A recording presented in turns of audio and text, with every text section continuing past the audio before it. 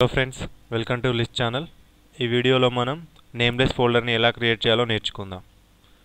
So మనం ముందుగా ఏదైతే ఫోల్డర్ని నేమ్లెస్ చేయాలనుకుంటున్నామో దాన్ని సెలెక్ట్ చేసుకోవాలి. ఇక్కడ నేను ఈ న్యూ ఫోల్డర్ అనే ఫోల్డర్ని నేమ్లెస్గా చేయాలనుకుంటున్నాను. సో మనం ముందుగా దీనికోసం క్యారెక్టర్ మ్యాప్ను ఓపెన్ చేయాలి. సో క్యారెక్టర్ మ్యాప్ను ఓపెన్ చేయడానికి సెర్చ్లో క్యారెక్టర్ మ్యాప్ అని టైప్ చేయాలి.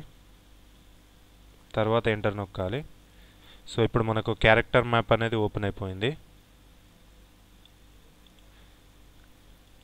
సో క్యారెక్టర్ మ్యాప్ను ఓపెన్ చేసిన తర్వాత ఇక్కడ పైన ఉన్న ఫోంట్ అనే ఆప్షన్లో ఏరియల్ని సెలెక్ట్ చేసుకోవాలి. ఏరియల్ని సెలెక్ట్ చేసుకున్న తర్వాత కిందికి దీన్ని స్క్రోల్ డౌన్ చేయాలి.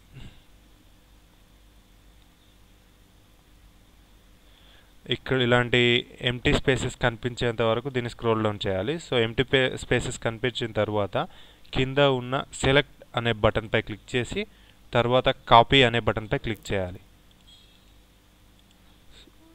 సో తర్వాత మనం ఏదైతే ఫోల్డర్ని నేమ్లెస్ చేయాలనుకుంటున్నామో దాని మీద రైట్ క్లిక్ చేసి రీనేమ్ అనే ఆప్షన్పై ప్రెస్ చేయాలి.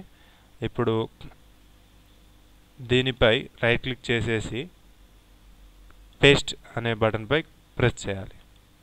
తర్వాత రీఫ్రెష్ చేయాలి. ఇప్పుడు నేమ్లెస్ ఫోల్డర్ అనేది క్రియేట్ అయిపోయింది.